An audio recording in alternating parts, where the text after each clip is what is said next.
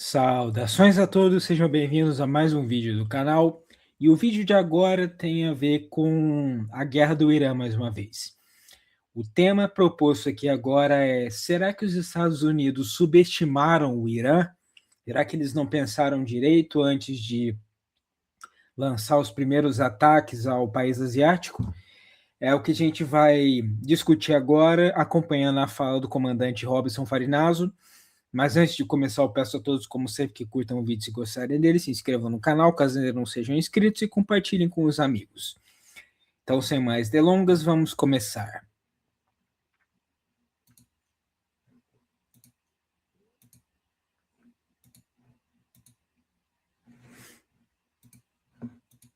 Mas você acha que o Trump pode, de repente, vamos supor, não, daqui a pouco, daqui uns dias, vamos tentar fazer um acordo com o Irã? Mas agora o Irã não quer, né?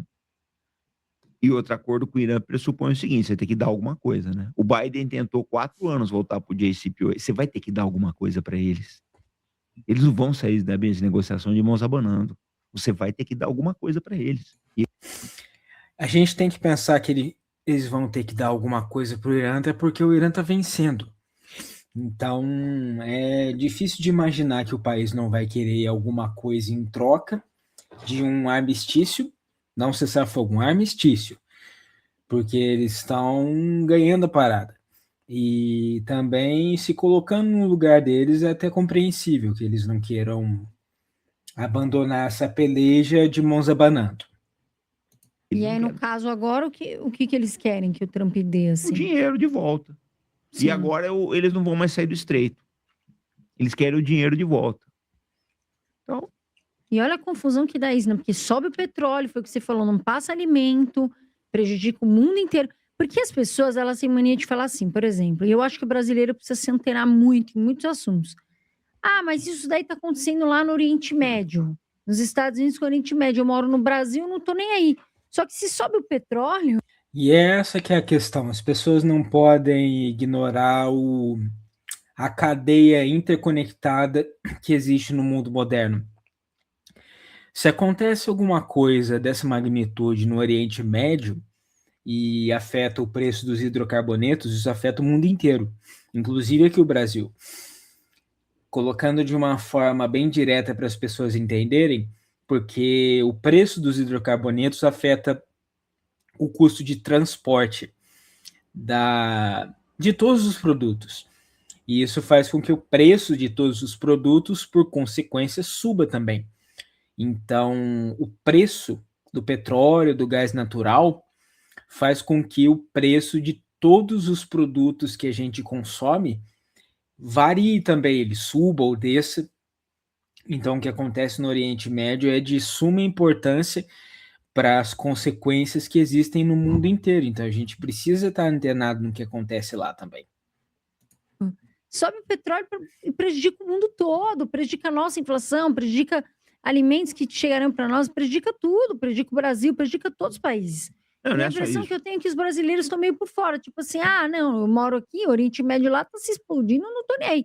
Mas só que não é assim que funciona. Não, vai chegar aqui. Né? Mas tem coisas, tem, como fala, consequências econômicas para todos os... A nossa ureia vem do Oriente Médio e acho que da Belarus, da Belarus. Hélio, o Kuwait é grande exportador de hélio. O hélio é importante para a indústria. Então, vão ter consequências as pessoas, eu não tenho dúvidas a respeito disso. Mas vão chegar, porque, na verdade, a economia ela tem uma inércia muito grande, né? Não vai acontecer da noite para o dia.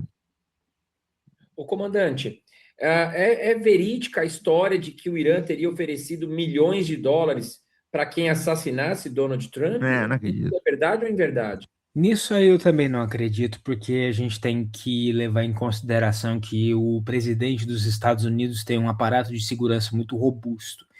Então, parece até um esforço meio em vão oferecer, mesmo que sejam milhões de dólares para o assassinato do Trump.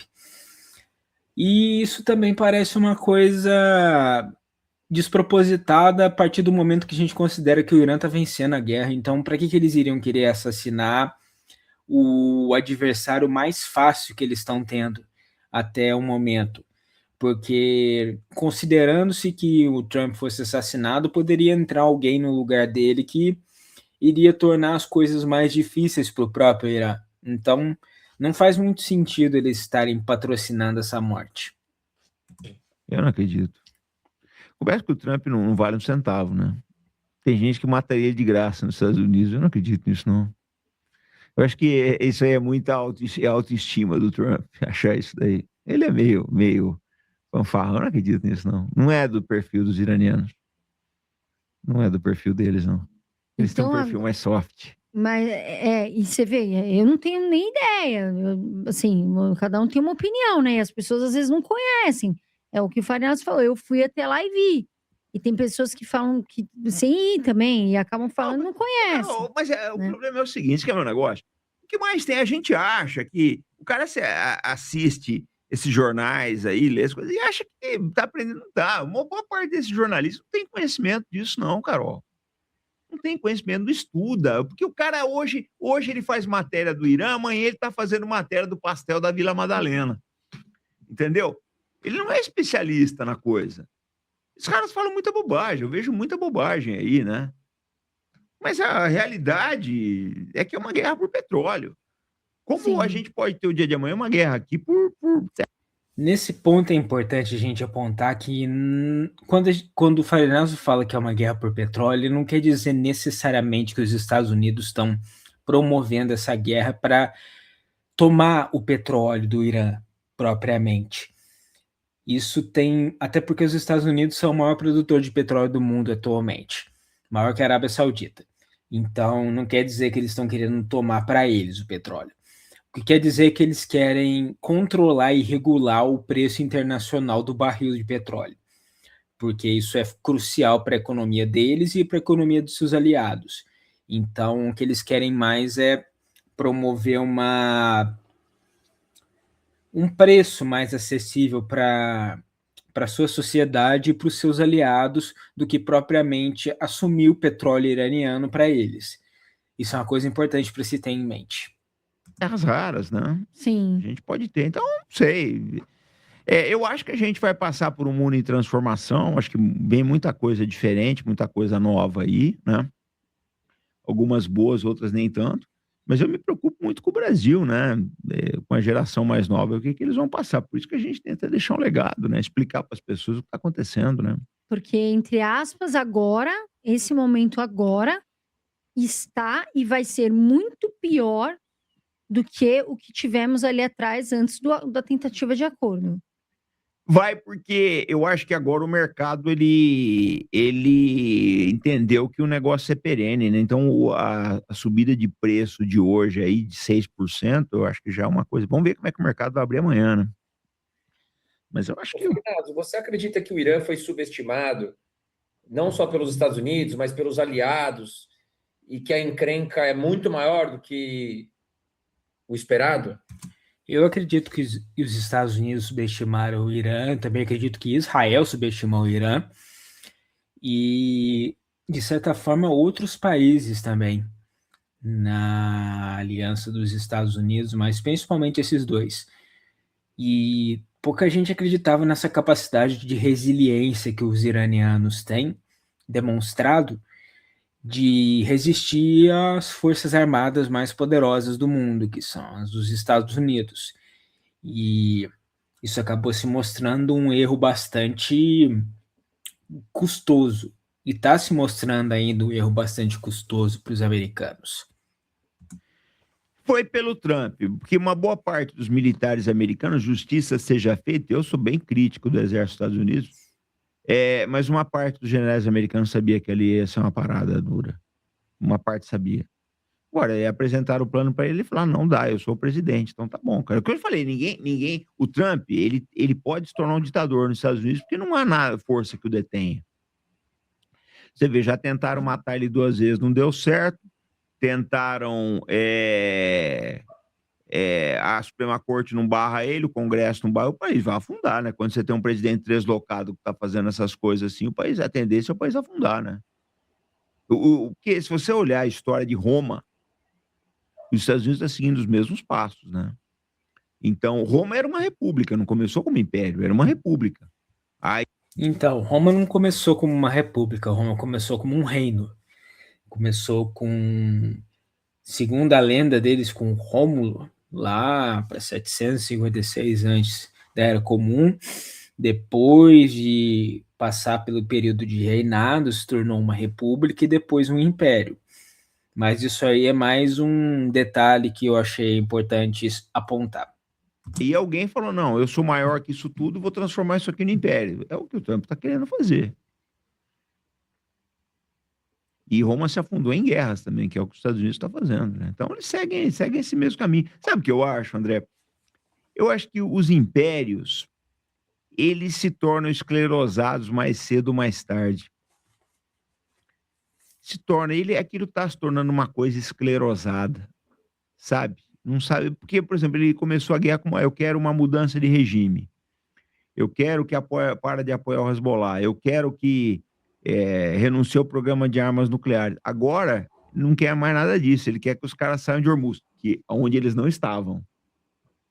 E que aí é complicado, porque o estreito ali fechado é bem complicado, né? E você acha que não há um. Vamos supor, os Estados Unidos senta hoje com o Irã, não, vamos fazer um acordo. Os Estados Unidos vai ter que dar o dinheiro para o Irã vir abrir o estreito. Caso contrário, o estreito continuará fechado. É, por aí. Eles vão querer alguma coisa. Já morreu gente. Gastamos armas. A gente chegou aqui à toa.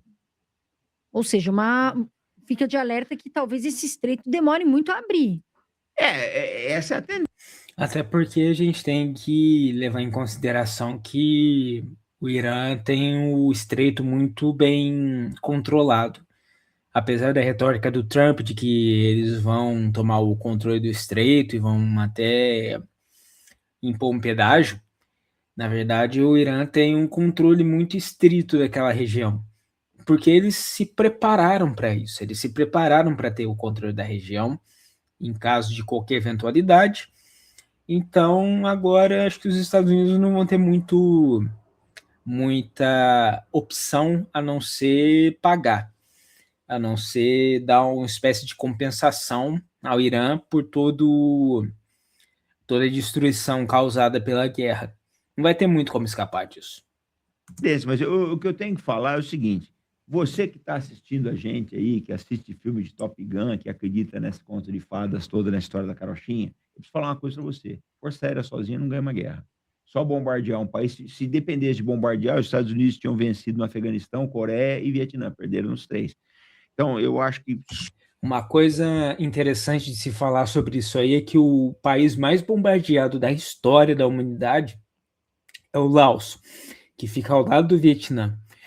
Foi bombardeado durante a Guerra do Vietnã pelos Estados Unidos. E mesmo apesar desse bombardeio massivo, os Estados Unidos foram escorraçados do Vietnã em 73. Eles não venceram lá. Então, o que o Farinato está falando é verdade. Só depender de bombardear um país não assegura a vitória de ninguém em uma guerra. Só o bombardeio da aviação americana não vai dobrar o Irã, não. Agora, se isso é tudo que o Trump tem, bombardeio, boa sorte. Porque o Irã já mostrou que não vai dar o braço a torcer também. O Trump falou que ele vai aumentar a pressão, mas o Irã também aumenta a pressão sobre os aliados deles, né? Você pode chegar num ponto de Dubai se tornar inviável, o Kuwait se tornar inviável. Já imaginou uma imigração em massa de kuwaitianos? Os caras saindo para o país de direção ao Iraque, o desastre que vai ser? Já imaginou? Se eles destroem, por exemplo, os terminais petrolíferos ali do Kuwait, do Emirados, da Arábia Saudita... O Irã está fazendo com que essas monarquias do Golfo paguem pela sua aliança com os Estados Unidos, que, inclusive, na visão de pessoas dentro do Irã, esses países árabes são traidores. O Irã não é árabe, vale lembrar isso aí. O Irã é um país persa. Mas, como muçulmanos, esses países são traidores por apoiar os Estados Unidos e apoiar a potência que patrocinava Israel. Então, eles estão fazendo com que essas nações paguem o preço por esse apoio. Então, essa possibilidade de refugiados em massa desses países é uma possibilidade real mesmo. Que vira o mundo. O problema. Para onde vai o preço do petróleo? O Irã pode destruir. Você fala, não dá sim, eles têm mísseis para isso. Ô, Farina, sabe uma coisa que eu não entendi? Que eu não entendo? O porquê que o Trump aparece semana sim, semana não com um diálogo? Uma semana ele fala assim, vamos nos encaminhar para o acordo, tá próximo, o Irã tá aceitando as nossas exigências. Essa aí eu mesmo posso responder. O Trump faz isso por uma questão de regulação do mercado.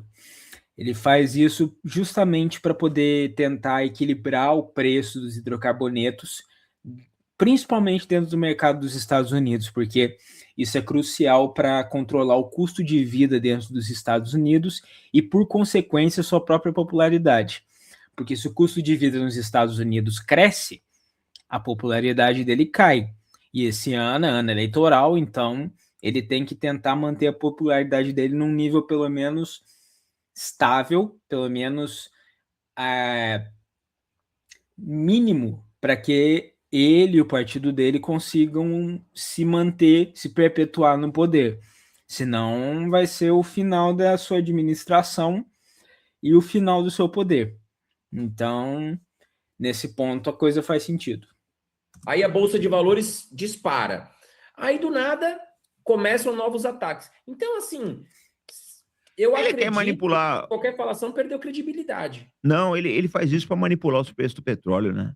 Já está provado aí que tem gente na Casa Branca ganhando dinheiro com isso, né? O cara, a situação está em crise, aí o cara compra petróleo aí dos mercados de futuro, a situação, quer dizer, está em crise não, ele falou de um acordo. Baixa o petróleo, pessoal, Baixa né? o petróleo, o cara vai lá e compra, aí quando a crise se agudiza, o cara vende. Quem tinha comprado petróleo... Isso que o Fernandes falou também é verdade. O Trump tem muitos aliados políticos dentro do mercado financeiro, até porque ele é oriundo do mercado imobiliário e tal. Então, tem gente ganhando dinheiro com isso. E não é pouco dinheiro, com essa manipulação do mercado. E que é uma coisa também, mais uma das facetas lamentáveis desse governo. Mas não há muito o que se fazer, não tem muito como fugir, só se ele for removido do governo mesmo. Mas agora eu queria saber de vocês, o que vocês acham de toda essa discussão que foi apresentada nesse vídeo? Deixa aqui embaixo nos comentários, não se esqueçam também de curtir o vídeo se gostarem dele, se inscrever no canal e compartilhar com os amigos, caso tenham apreciado. Eu agradeço a todos por terem assistido e verei a todos novamente no próximo vídeo do canal. Um grande abraço e valeu!